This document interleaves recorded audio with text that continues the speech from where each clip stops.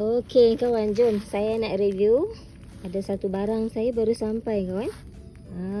Suspend. Apakah ini? Okey, jom kita tengok apa yang dalam bungkusan ni kawan. Alihkan sikit pucuk labu. Okey, bismillahirrahmanirrahim. Cuba teka. Cuba teka apa dalam ni kawan.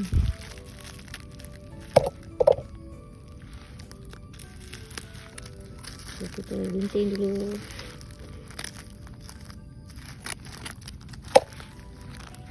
Okey.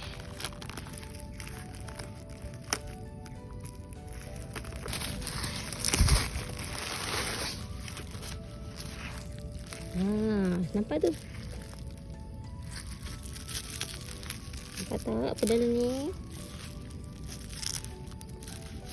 Sini kita.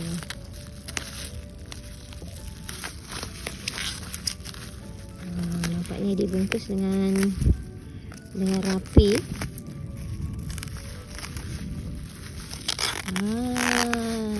Tara.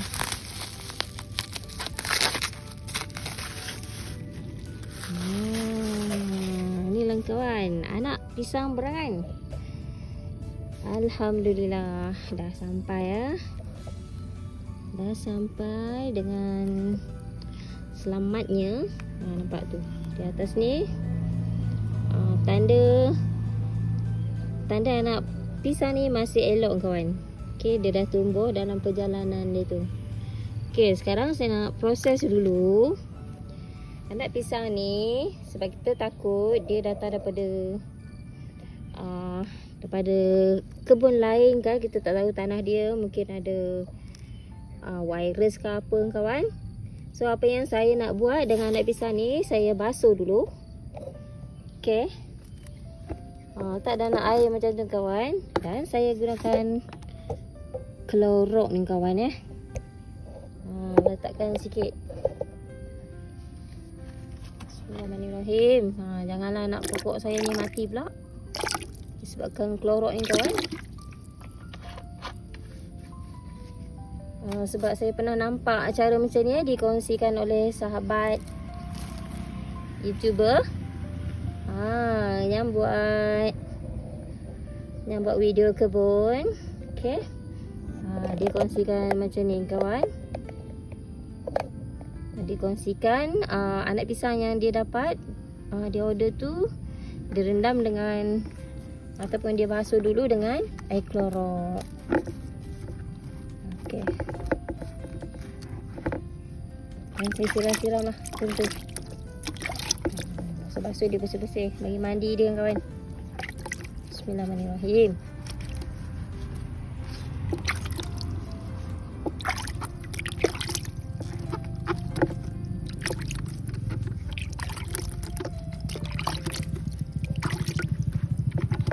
Mandikan keseluruhan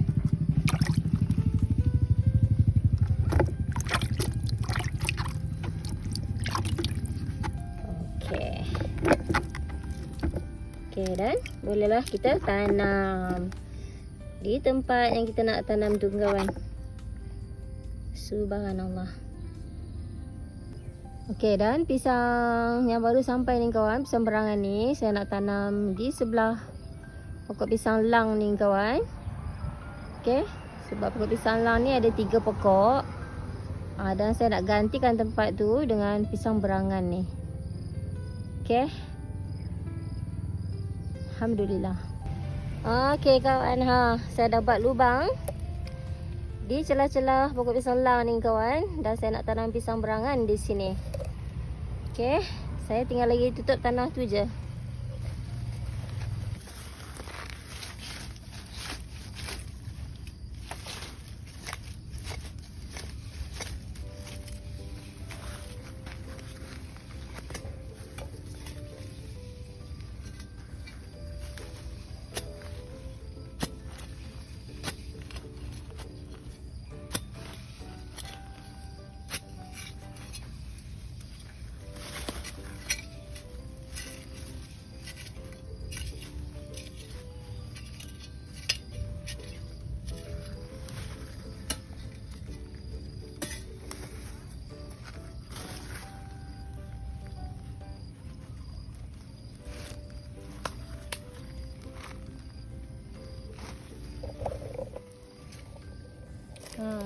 Okey, dah settle.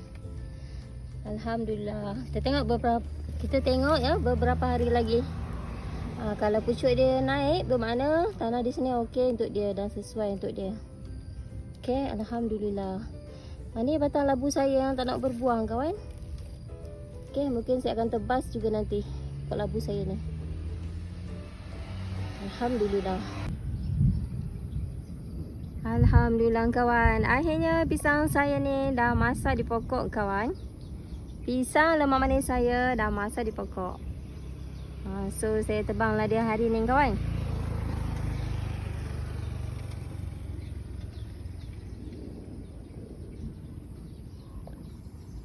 Subhanallah. Okey, alhamdulillah kawan, dah tebang. Rupanya tadi tak on camera kawan.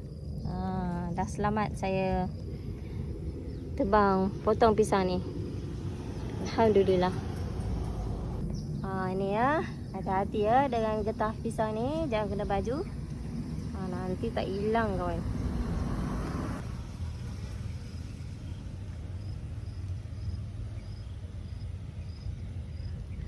Subhanallah, cukuplah kawan untuk buat kek pisang ni. Dapatlah 4 biji kek pisang kawan. Alhamdulillah.